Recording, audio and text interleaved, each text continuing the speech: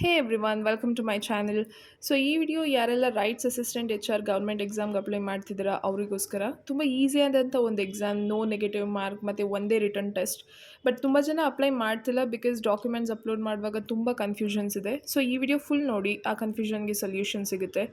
So ನೀವೇನು ಈ screenshot ನೋಡ್ತಾ ಇದ್ದೀರಾ, ಡಾಕ್ಯುಮೆಂಟ್ ಟೈಪ್, ಈ ಒಂದು ಪರ್ಟಿಕ್ಯುಲರ್ ಸೆಕ್ಷನಲ್ಲಿ ತುಂಬ ಕನ್ಫ್ಯೂಷನ್ಸ್ ಇರೋದು. ಯಾಕಂದರೆ ನೀವು ಆ ಪರ್ಟಿಕ್ಯುಲರ್ ಆಪ್ಷನ್ ಮೇಲೆ ಕ್ಲಿಕ್ ಮಾಡಿದ್ರೆ ನಿಮ್ಗೆ ಇಷ್ಟು ಆಪ್ಷನ್ಸ್ ಬರುತ್ತೆ. ತುಂಬ ಜನ ಫ್ರೆಷರ್ಸ್ ಇರೋದ್ರಿಂದ ಇದೆಲ್ಲ ಮ್ಯಾಂಡೇಟರಿ ಡಾಕ್ಯುಮೆಂಟ್ಸ್ ಅಂತ ಕೊಟ್ಟಿದ್ದಾರೆ. ಸೊ ಈ ಡಾಕ್ಯುಮೆಂಟ್ಸ್ನ ಅಪ್ಲೋಡ್ ಮಾಡೋಕ್ಕಾಗ್ತಿಲ್ಲ. ಏನಕ್ಕೆ ಈ ಥರ ಇದೆ ಅಂದರೆ ಅಸಿಸ್ಟೆಂಟ್ ಮ್ಯಾನೇಜರ್ ಫಿನಾನ್ಸ್ ಕೂಡ ವೈಕೆನ್ಸಿ ಬಿಟ್ಟಿದ್ದಾರೆ. ಸೊ ಇವ್ರ ಎಕ್ಸ್ಪೀರಿಯನ್ಸ್ ಮ್ಯಾಂಡೇಟರಿ ಇರೋದ್ರಿಂದ ಅಷ್ಟು ಮ್ಯಾಂಡೇಟರಿ ಡಾಕ್ಯುಮೆಂಟ್ಸ್ನ ಲಿಸ್ಟ್ ಮಾಡಿದ್ದಾರೆ.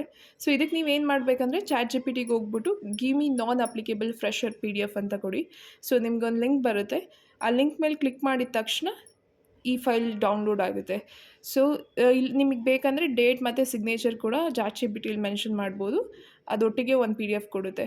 ಸೊ ಈ PDF ನ ಬೇರೆಲ್ಲ ಡಾಕ್ಯುಮೆಂಟ್ಸ್ ಅಪ್ಲೋಡ್ ಮಾಡಿದ ತಕ್ಷಣ ಸ್ಯಾಲ್ರಿ ಡಾಕ್ಯುಮೆಂಟ್ ಮತ್ತು NOCಲಿ ಮತ್ತು ಇನ್ಯಾವುದು ಆಪ್ಷನ್ ಇದೆ ಆ ಆಪ್ಷನ್ಗೆ ಮಾತ್ರ ಪರ್ಟಿಕ್ಯುಲರ್ಲಿ ಕ್ಲಿಕ್ ಮಾಡಿಬಿಟ್ಟು ಡಾಕ್ಯುಮೆಂಟ್ನ ಅಪ್ಲೋಡ್ ಮಾಡಿ ಅಷ್ಟೇ.